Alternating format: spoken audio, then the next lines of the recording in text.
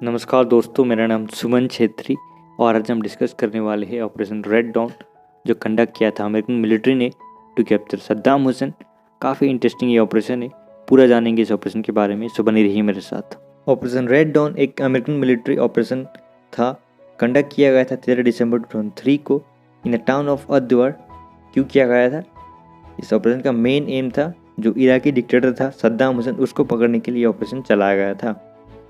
इस ऑपरेशन का नाम जो रेड डॉन है, बेसिकली एक मूवी आई थी 1984 में, उसके ऊपर इस ऑपरेशन का नाम रेड डॉन दिया गया था। इस मिशन को एग्जीक्यूट कर रहे थे जॉइंट ऑपरेशन टास्क फोर्स 1-1 और 1-1 फोर्स को सपोर्ट कर रहे थे ब्रिगेड कॉम्बैट टीम, जिसको लीड कर रहे थे कर्नल जेम्स हिकी, और 4th इन्फेंट्री डिवीज़न जिसको लीड कर रहे थे major general Raymond Odierno. Saddam Hussein कौन था? सद्दाम हुसैन बेसिकली एक टेररिस्ट था बचपन से ही, और उसने काफ़ी सारे लोगों को मारा था। तो लेटर ये क्या करता है, टेररिस्ट छोड़ देता है और इसने अपनी एक पॉलिटिकल पार्टी फॉर्म किया था, और 1979 में अमेरिका के हेल्प से इसने तख्ता पलट किया इराक पे और बन गया था इराक का प्रेसिडेंट। तो जब ये पावर पे आया तो इसने काफ़ी सारे लोगों को मारा, काफ़ी सारे कम्युनिटीज़ जो थे कुर्दिश कम्युनिटीज़ को इसने मारा, और ईरान के खिलाफ वार छेड़ दिया। ईरान के जो रिच हुआ सेक्टर थे वहाँ पर अटैक किया। उसके बाद कुवैत के साथ भी इसने काफ़ी सारे लोन लिए थे, बट कुवैत पर भी इसने अटैक कर दिया। उसके बाद यूएन ने काफ़ी सारे सैंक्शंस इस पर लगा दिए थे, और माना जाता था कि इसके कुछ लिंक्स भी थे ओसामा बिन लादेन के साथ। तो जब 9/11 का हमला हुआ तो उसके बाद यूएसए काफ़ी सतर्क हो गया, और उसको पता चल गया कि उसने कितनी बड़ी गलती कर दी है सद्दाम हुसैन को सपोर्ट करके, क्योंकि सद्दाम हुसैन को एक तरफ से देखा जाए तो यूएसए ने बनाया था, क्योंकि काफ़ी सारा सपोर्ट दिया था यूएसए ने कू करने के समय में, और जब ईरान पर अटैक किया वहाँ पर भी उसने काफ़ी सारा सपोर्ट दिया था। जब 9/11 का हमला हुआ तो उसके बाद अमेरिका ने एक ऑपरेशन चलाया था जिसका नाम था ऑपरेशन एंड्यूरिंग फ्रीडम, जिसमें क्या था, जितने भी टेररिस्ट थे दुनिया भर में अलकायदा के, उन सबको ख़त्म करना है। तो उसी के तहत यह ऑपरेशन चलाया गया था, operation Red Dawn, to capture Iraqi dictator Saddam Hussein. 2003 के दौरान काफ़ी सारे इन्वेजन अमेरिकन मिलिट्री ने किए थे सद्दाम हुसैन को ढूंढने के लिए, और साथ ही में अमेरिकन मिलिट्री ने सद्दाम हुसैन के ऊपर हाई वैल्यू टारगेट नंबर 1 का टैग लगा दिया था। तो उसके बाद सद्दाम हुसैन पूरी तरह से गायब हो जाता है पब्लिक की नज़र से, और सबसे पहला एम अब अमेरिकन मिलिट्री का था कि ये सद्दाम हुसैन कहाँ पर छुपा है उसको यहाँ पर ढूंढा जाए। तो उसके बाद शुरू होता है दुनिया का सबसे largest man Hunt in the history. And between July and December 2003 joint special task force 1-1 ने अराउंड 12 अनसक्सेसफुल रेड्स किए थे सद्दाम हुसैन को पकड़ने के लिए, और अराउंड 300 इंटरोगेशन किए थे सद्दाम हुसैन के लोकेशन को फाइंड करने के लिए।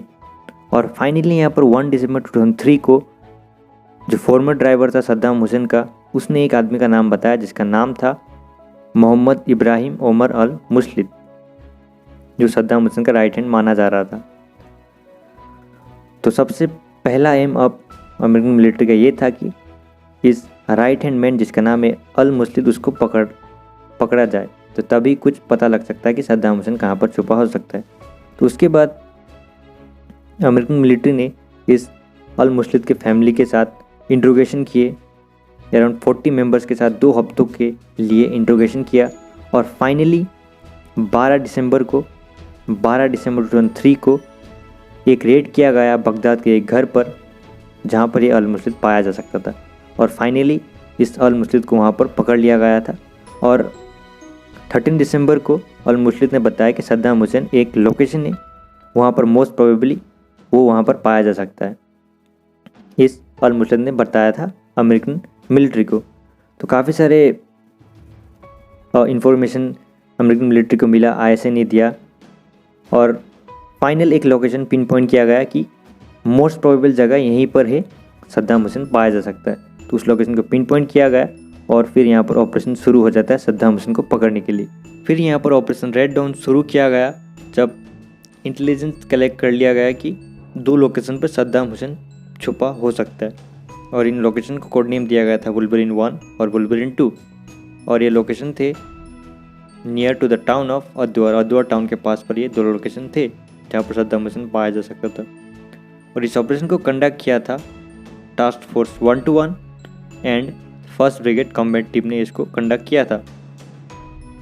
इस ऑपरेशन को कंडक्ट करने में अराउंड 600 सोल्जर्स इन्वॉल्व थे, जो थे from cavalry, artillery, aviation, engineering and special operation force.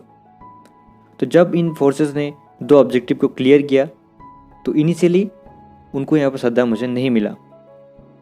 तो यहाँ पर ऑपरेटर्स ने कहा कि इस ऑपरेशन को फिनिश करते हैं और हेलीकॉप्टर्स बुलाते हैं हमको एक्सट्रैक्ट करने के लिए।